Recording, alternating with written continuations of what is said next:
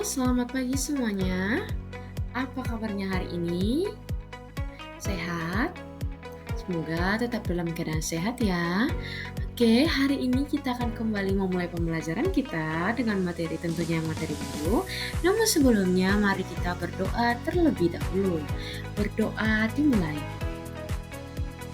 Berdoa selesai. Nah, bagaimana nih? Sudah pada siap nggak untuk belajar? Belum? Kalau belum, silahkan persiapkan dirinya untuk belajar ya. Bukunya, hati, pikirannya silahkan dipersiapkan sehingga Anda semua bisa mengikuti pembelajaran ini dengan baik. Nah, sebelumnya Ibu mau bertanya nih, di sini ada nggak yang suka berenang seperti yang di video ini nih? Atau pernah? Pernah ya? Nah, saat kalian menyelam, apa yang kalian rasakan di telinganya? Sakit? Nah, kalau sakit, mengapa semakin dalam kita menyelam, kita merasakan telinga kita semakin sakit? Nah, untuk mengetahuinya, kenapa hal tersebut bisa terjadi, mari kita ikuti pembelajaran hari ini dengan semangat dan penuh rasa ingin tahu ya. Nah, adapun tujuan pembelajaran kita yaitu peserta didik dapat mengidentifikasi prinsip tekanan hidrostatis serta penerapannya dalam kehidupan sehari-hari dengan tepat. Nah, sekarang kita lihat dulu nih sebuah video. Ini ada video.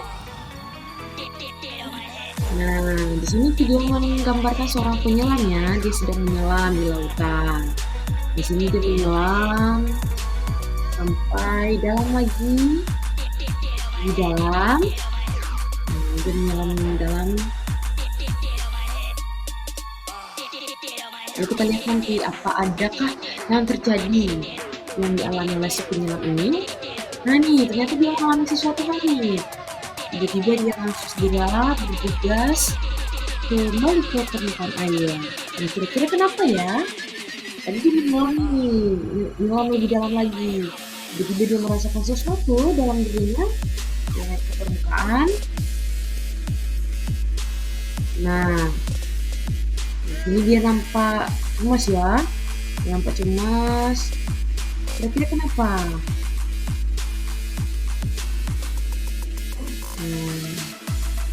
Ternyata dia mengalami, nah ini dia mengalami telinganya itu berdarah. Telinga berdarah ini menjadi sebuah indikasi yaitu pecahnya gendang telinga. Nah, lalu dari video itu masalah apa yang Anda temukan? Ayo, masalah apa? Oke ya, seorang penyelam yang menyelam sangat dalam sehingga dia mengalami pecahnya gendang telinga. Terus menurutmu nih, mengapa penyelam itu dapat mengalami pecahnya gendang telinga saat menyelam? Ya, benar ya sekali ya. Jadi penyelam itu dapat mengalami pecahnya gendang telinga saat menyelam karena telinganya yang mendapatkan tekanan hidrostatis yang cukup besar dari air. Loh, itu apa? Oke, untuk mengetahuinya, mari kita pelajari topik materi kita hari ini, yaitu tekanan hidrostatis. Tekanan hidrostatis, kata tekanan. Apa itu tekanan? Tekanan adalah sebuah besar gaya yang bekerja pada suatu benda per tiap satuan luas. Misalnya nih, di sini Ibu punya 2 buah balon. Kedua balon kita tusuk dengan menggunakan jarum dan dengan menggunakan jari. Nah, kira-kira balon manakah yang akan duluan pecah? Ya betul ya, jawabannya yang kita tekan dengan jarum. Kenapa? Karena jarum mempunyai permukaan yang runcing, yang artinya mempunyai luas permukaan yang lebih kecil dari jari. Nah, saat kita kasih lagi tekanan yang lebih kuat antara jarum dengan antara sebelumnya dan sekarang, kita kasih tekanan di gaya tangan kita yang menekan balon, kira-kira apa yang terjadi? Ya benar ya, balonnya akan jauh lebih cepat lagi meletus, bahkan bisa jadi yang kita pegang dengan jari pun bisa jadi meletus kalau gaya yang kita berikan semakin besar. Nah, dari peristiwa tersebut maka bisa kita simpulkan bahwa tekanan itu berbanding lurus dengan gaya dan berbanding terbalik dengan luas permukaan. Yang dituliskan secara matematis P sama dengan F per A, di mana P adalah tekanan dengan satuan Pascal, F adalah gaya dengan satuan Newton, dan A adalah luas permukaan dengan satuan meter kuadrat. Nah, ternyata tekanan itu tentunya kita berikan pada sebuah zat. Zat itu ada 3, zat padat, cair, dan gas. Nah, kali ini kita akan mengkaji bagaimana tekanan itu dalam zat cair, yang kita kenal dengan sebutan tekanan hidrostatis. Apa itu tekanan hidrostatis? Tekanan hidrostatis adalah tekanan yang dialami suatu zat cair pada kedalaman tertentu akibat berat cairan di atasnya. Loh, ada kata kedalaman nih. Apa ya hubungan kedalaman dengan tekanan? Hidrostatis lebih tepatnya ya. Nah, yuk, di sini ada sebuah video menunjukkan sebuah eksperimen. Jadi di sini ada sebuah botol air diisi dengan air. Namun sebelumnya kita lubangin nih. Yaitu lubang itu kita kasih 3 lubang di atas, tengah, dan juga di bawah. Kita kasih air, lalu kita lakban. Kita tutup lagi dengan lakban dan kita buka lakbannya. Maka apa yang terjadi? Coba kalian lihat. Ini lakbannya, kita buka. Nah, ternyata air yang mengalir dari ketiga lubang tersebut berbeda ya. Bisa kita lihat lubang di atas tuh lebih cepat, semburannya lebih sedikit, lebih pendek dan lebih lemah. Lubang yang di tengah dia lebih kuat dari yang di atasnya, tapi masih lebih lemah dari yang di bawah. Lubang paling bawah punya jarak semburan paling jauh dan paling kuat. Buktinya dia paling lama habis air, paling lama semburannya. Oleh karena itu, maka dari peristiwa tadi, eksperimen tadi, bisa kita ketahui bahwa semburan air pada lubang paling bawah memiliki jarak pancuran paling jauh. Sehingga kita bisa menyimpulkan bahwa semakin besar kedalamannya suatu kedudukan, maka tekanan hidrostatisnya makin besar.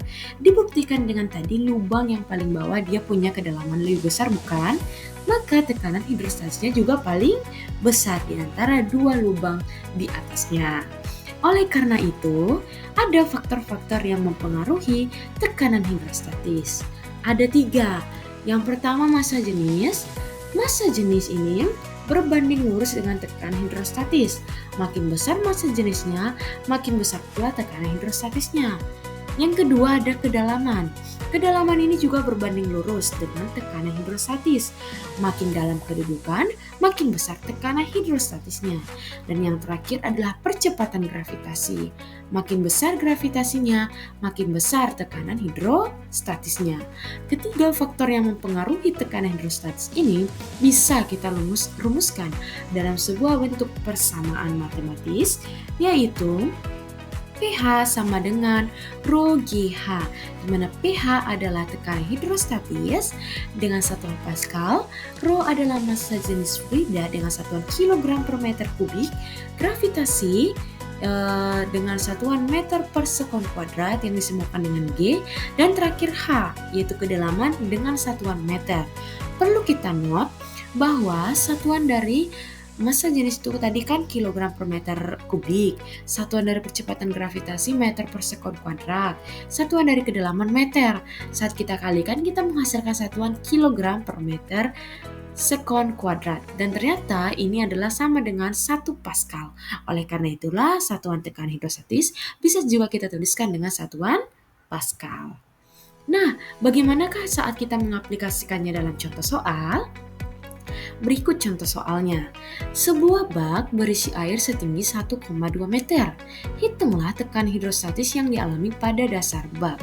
Diketahui Rho airnya 1000 kg per meter kubik dan percepatan gravitasinya 10 meter per sekon kuadrat.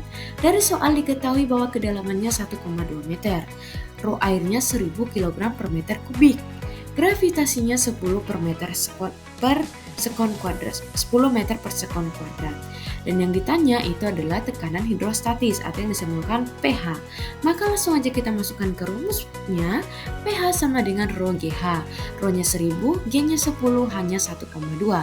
Maka saat kita kalikan, kita mendapatkan hasil bahwa tekanan hidrostatis yang dialami pada dasar bak adalah 12.000 Pascal. Nah, tadi di awal telah disinggung bahwa tekanan hidrostatis itu juga diakibatkan berat zat cair di atasnya. Kalau air itu punya berat, maka dia juga punya massa. Dan tentunya juga punya volume. Oleh karena itu, pastinya air tersebut atau zat cair itu memiliki yang namanya massa jenis atau yang kita kenal dengan istilah massa jenis fluida. Lalu, apakah kita bisa mencari tahu berapa massa jenis fluida suatu zat cair, massa jenis suatu zat cair? Bisa, yaitu dengan menggunakan perbandingan dari sebuah massa jenis cairan dan juga dengan bantuan pipa U. Bagaimana caranya? Nah, di sini ada eksperimen.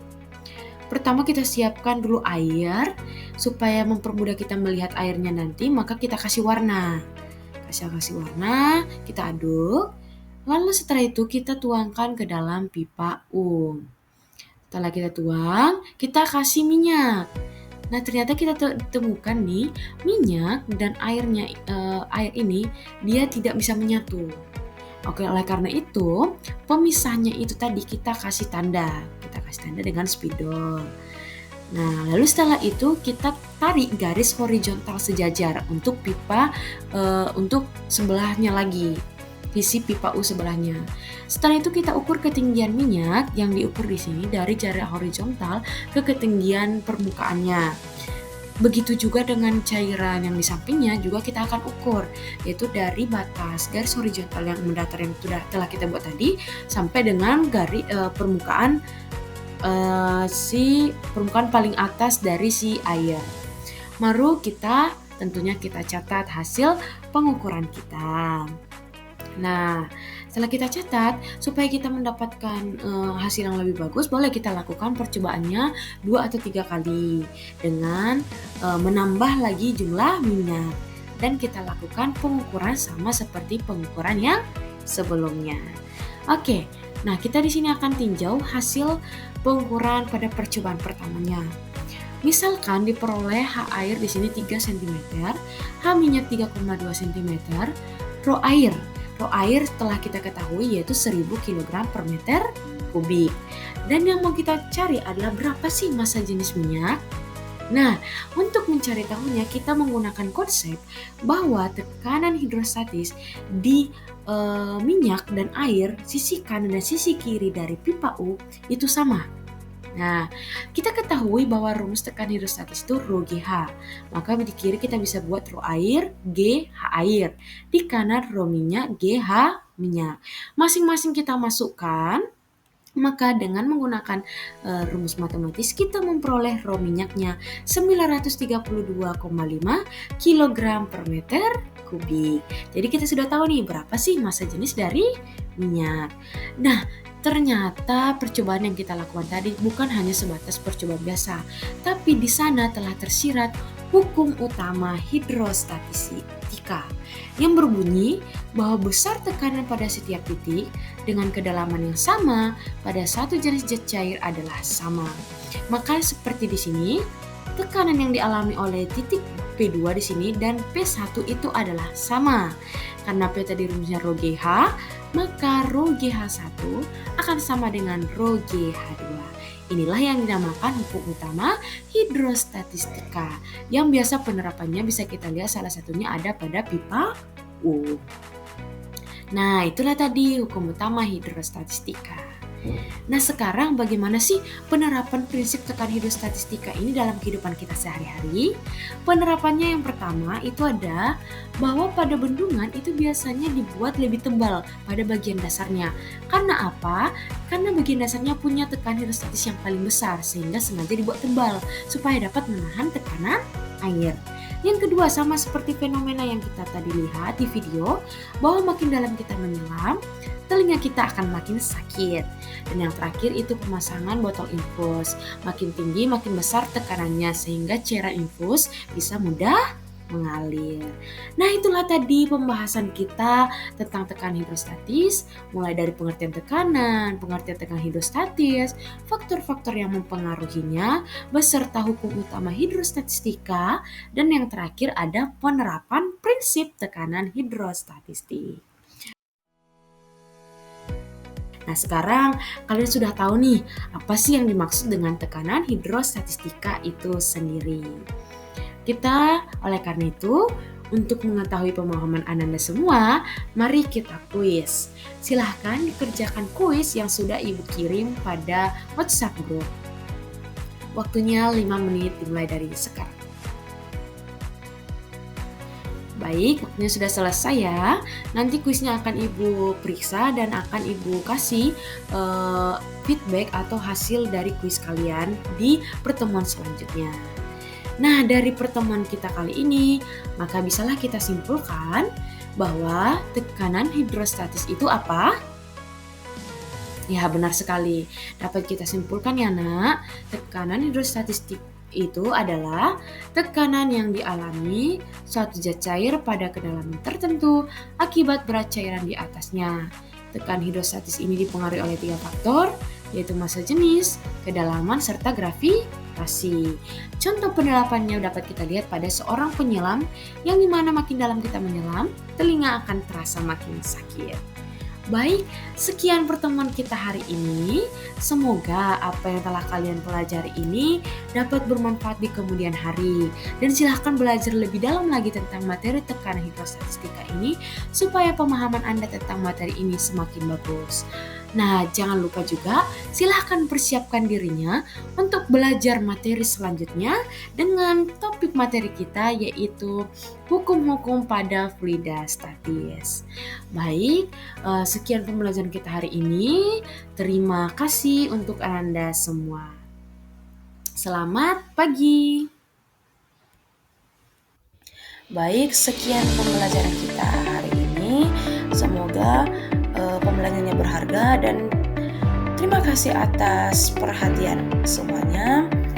Semoga di materi selanjutnya, yaitu dengan materi pembelajaran fluida statis dengan submateri hukum-hukum pada hukum-hukum pada fluida statis dapat diikuti lagi dengan penuh semangat yang baru. Sekian pembelajaran hari ini.